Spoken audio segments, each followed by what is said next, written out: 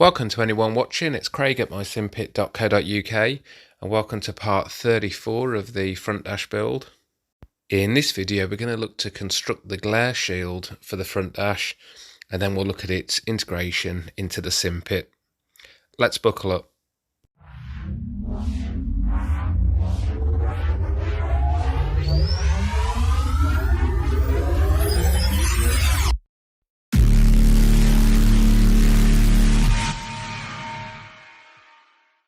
As a recap, in the last video we looked very closely at the design of the glare shield. We worked step by step through all of the innards of the glare shield, which we could see was made up of a massive 3D prints and a whole number of pieces of MDF which acted as support but also conduits for all the wiring to reach all the electrical items and sockets that it needed. And we then finished by exploring the items that would sit on top of the glare shield.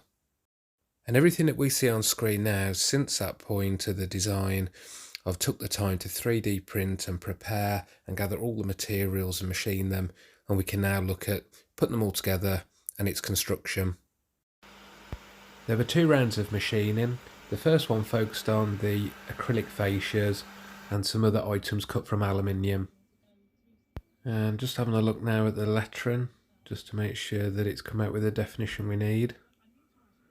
As mentioned in the video around the caps for the upfront controller, the different V-bit makes a big difference. This is the first time I've used 5mm opal acrylic. Normally I use 3, but the extra thickness allows me to drop in a recess that some painted yellow acrylic can sit in to give that effect of the yellow and black stripy lines. And we can see a good view of those recesses here and here. For the front of the fire handles, I did previously try just printing the image a bit on laminate, as we can see here, but it just didn't give the effect that I really wanted. So this is why I'm going to reapproach it now using the yellow acrylic inserts. We can see now some round aluminium bar that my father-in-law very kindly machined on his lathe to produce the small circular enclosure that the store's jettison button sits in.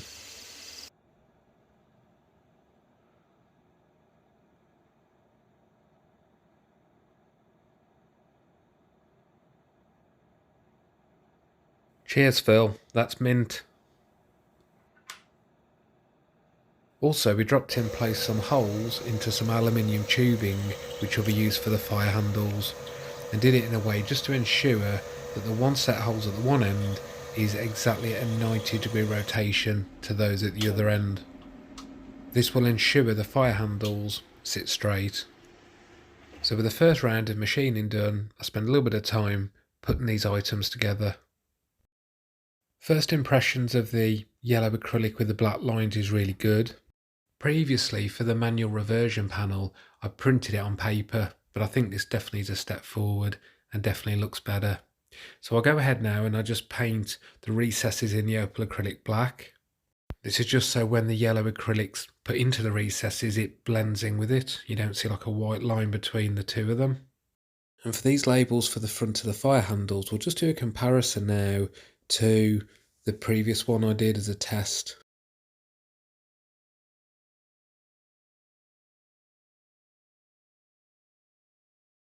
With all of this done, I now start to prepare for the second round of machining, and what I've got gathered here are all of the core materials to make the glare shield, largely MDF and acrylic, some black acrylic and some opal acrylic.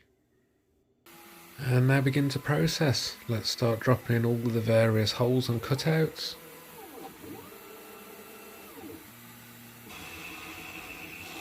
And it's starting to take shape. And here we can see the opal acrylic for the base of the hood. And you can see the white engraved line that runs all across it, which the clear perspex will rest in as a groove. So it means that when the opal line is illuminated, it will cast a light all the way through the clear perspex. So let's take a look now at all of the machined items. In some ways this is still early doors, because now begins the process for the wood of sanding it, priming it, sanding it, painting it. And we can see that here. So at this point I drop screws into all of the brass inserts just to be sure that no primer, no paint, no debris, nothing would get into them. And I'll take this opportunity to test a couple of different paints. I normally use Plasticoat. I did a side-by-side with Rust-Oleum, both matte black, just to really get an idea of the finish on it from a colour point of view, but also sometimes the sheen can be a bit of an issue, that it still looks a bit too glossy. The Rust-Oleum was good, but I did find that for this particular wood and this particular finish, there seemed to be less sheen on the Plasticoat. We now move to the mammoth phase of all the 3D printing. We can see here all of it completed. All of these prints and some of the test ones I did ran to a good couple of 100 hours here. So this is a close-up of the raw prints, and then following this we'll move on and look at mixing up an epoxy resin and giving them a coating of that just as a smoothing compound. Yeah. So this phase is one that ran in the background across all of the other phases I went through because it took that long to print it all. And here we can see the smoothing compound, which I'm just giving it time to cure. And some of the items I'll lightly revisit before we start sanding them all, just to make sure that all the epoxy did work its way into all of the corners and it was a good distribution over all of the surface area. Now these are the enclosures for the indicators, glide slope and air-to-air refueling. The one on the left is one which has got the cured smoothing compound on, and the one on the right has had that applied but has now been sanded, ready for painting. What we're trying to do here is get the smoothest surface possible. And it does take a bit of time, but I work my way through all of the items and sand them all. And generally all of the surfaces are flat. Probably the ones we can see now in the top right, they had a few more visible layer lines, so I might need to just go back and do something a bit extra with that, like a bit more post-print work. When I was thinking of making the Glareshield, particularly after doing panels like the HSI and ADI, I didn't quite appreciate at the time just how labour intensive it would be. So I'm now going to prepare an area on which we can build up the Glareshield. The first item of which is a main base. And we'll just take a moment now to watch that being built up.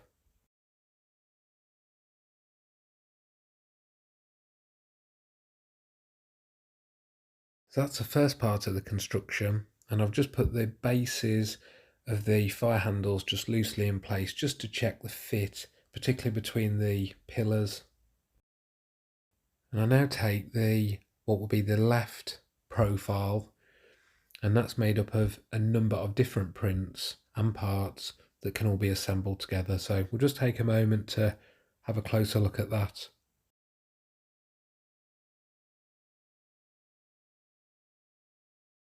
And let's take a look at that now assembled. I'm liking that.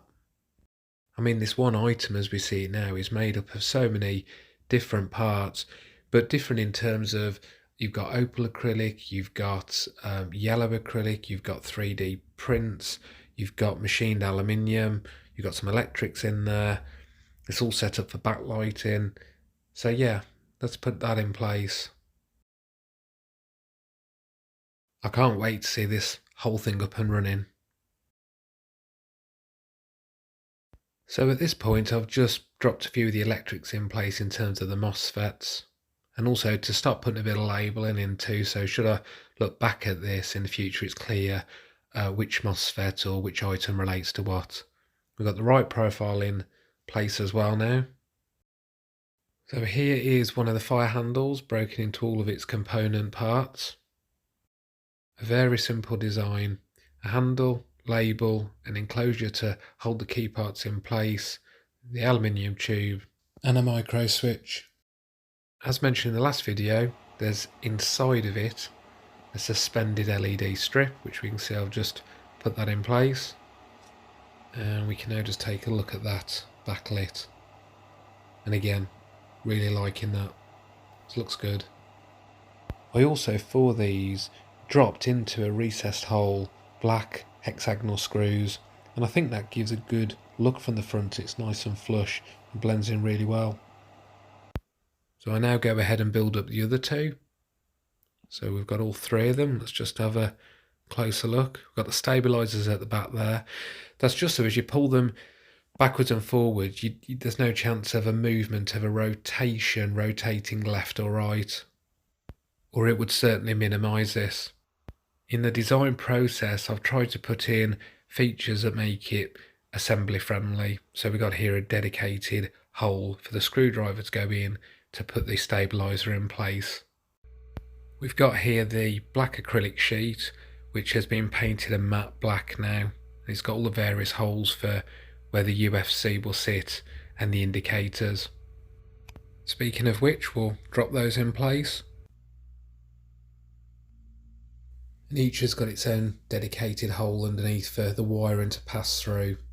Ultimately, it's fed into the upfront controller and into a slave Arduino there, which will control it. Another fairly big print. This is the bottom of the enclosure for the upfront controller, the outsides of which have had some post-print treatment, the inside's still raw.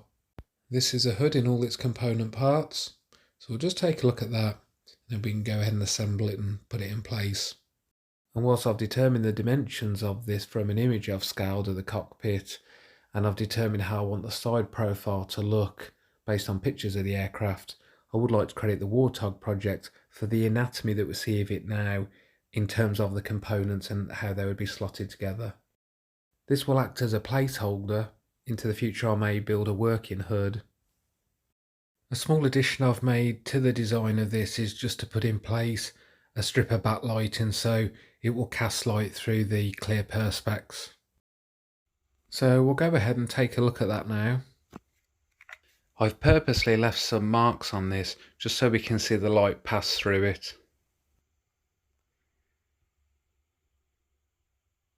So I can go ahead and wipe this clean now, but the backlighting there is just there for aesthetic. With this in place, the next thing is the internals of the indicators. A straightforward design. You've got two LEDs per indicator and they're held in a 3D printed enclosure. So it's got a recess that will sit flush with the labels and a fascia.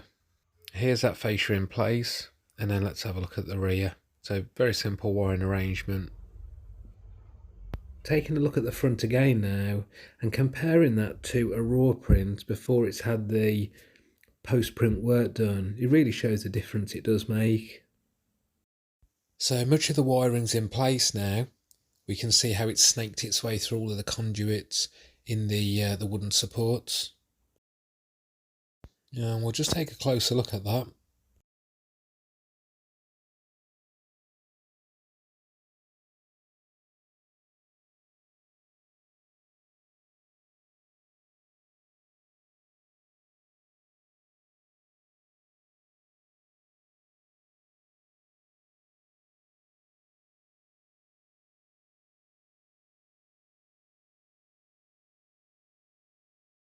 We'll now go ahead and put the top front cover in place. And before putting the top rear cover in place, I'll start to run a whole number of continuity tests just to be sure that all of the buttons are working as they should. With a number of distribution rails and a fair number of different connectors here, there's always that potential that there'll be a loose connection somewhere.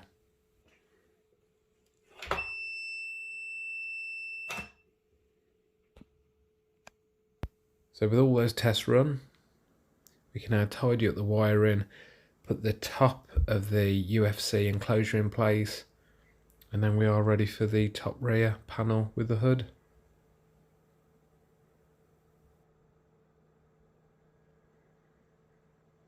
And let's just take a look at that now. So this is the full Glareshield now completed. We'll just rotate that round prior to its installation.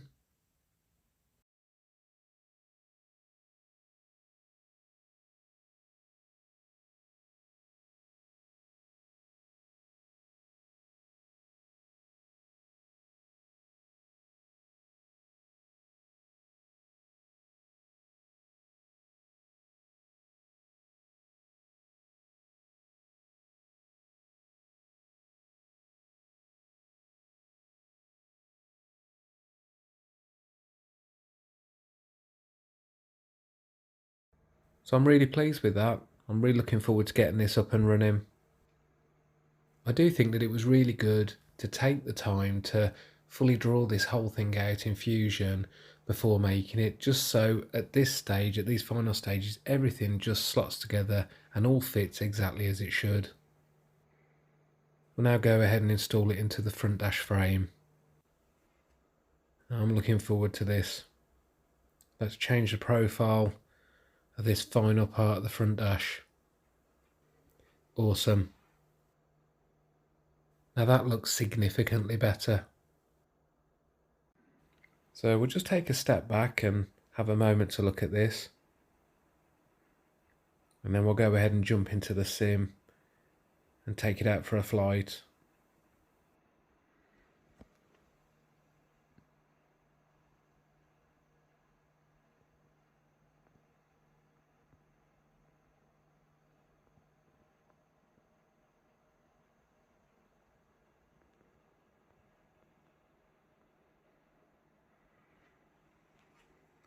So at this point, all that's left is to add just a side plate just to cover the wiring. It will just be the remainder of the Glareshield profile, and that's something that I'll be adding soon.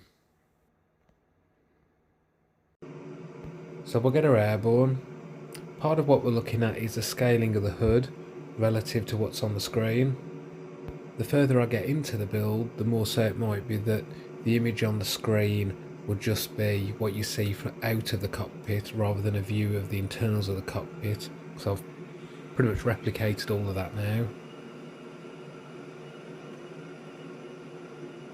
And it's nice now to have a working glide slope indicator.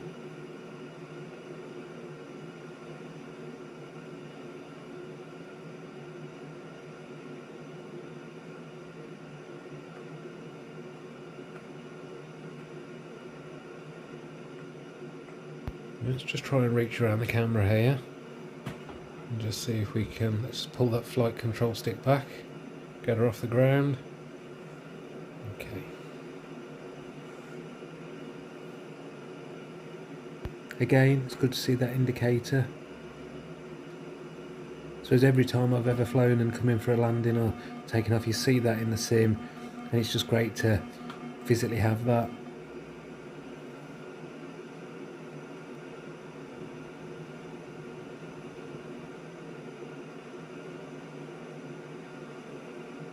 Now I know we're focused on the Glareshield at this point, but I have to say, the ADI, I do love flying with that, I really do. Every time, that one is yeah, brilliant.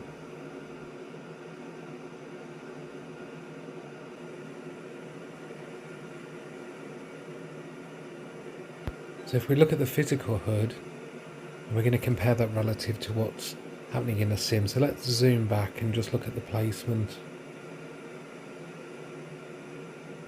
So it sort of reaffirms in my mind that the scaled image I'm working to in the cockpit is all set about right.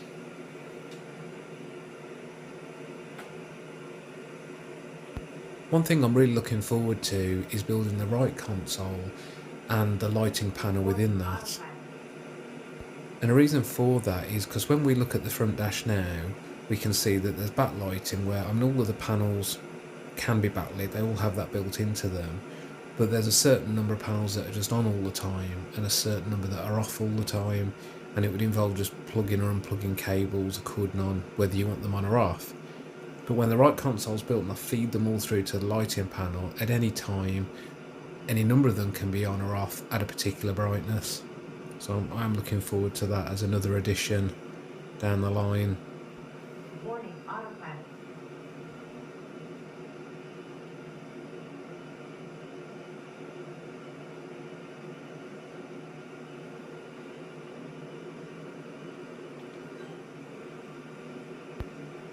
We'll just go ahead and do a stores jettison. Just test that button. Button has a good feel to it. I'm loving the aluminium profile.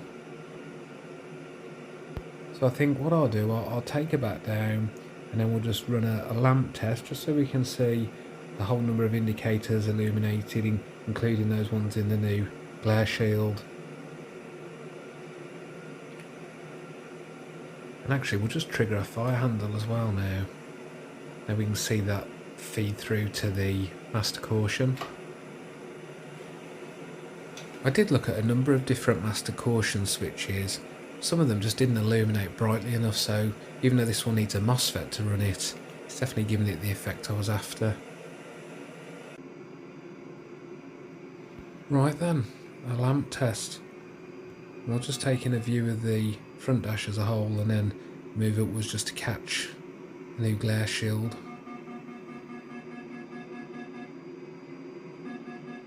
Something that we'll take a look at now that we didn't get a chance to look at the end of the upfront controller video was a close-up of all those buttons in use. The buttons have a good clicky feel to them, there's some good tactile feedback there, and the sim's responding well to these. And the good thing is these are all wired in via keyboard encoder, with the exception of the master caution, so I can use them with any other sim. As mentioned in the previous video, the 6 switches underneath the master caution button, I may well put different caps on with different lettering, because there is a difference between different versions of the A10. And that is a good thing with these kind of caps, they're easily interchangeable. So I'll just go ahead and flick the toggle for the extinguishers. I may well put a cap on there which is in line with the sim. At the moment it's just a standard toggle.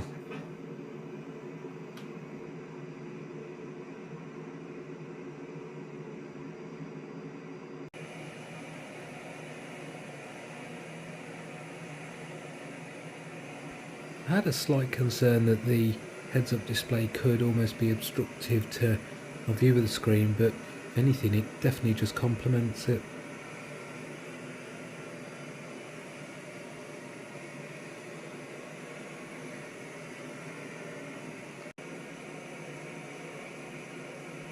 So that is the final part of the front dash frame now built and in place. I'll just take a moment to pan round and just take a look at it in the new edition. Building the front dash frame has been quite a journey, and it's almost been 3 years now. It was January 2019 when I did the first video in this series and talked through and outlined the scope of the build ahead. It's a combination of work and other commitments alongside replicating every single panel within it and going into quite some depth within for each one, and all of that is what has amounted to this period of time. But I did say at the outset I didn't want to rush it, and I'm really happy with the outcome I've got to this point. And the final thing to complete the front dash will be a plate that will run with the profile at the side on both sides to cover all of that wiring.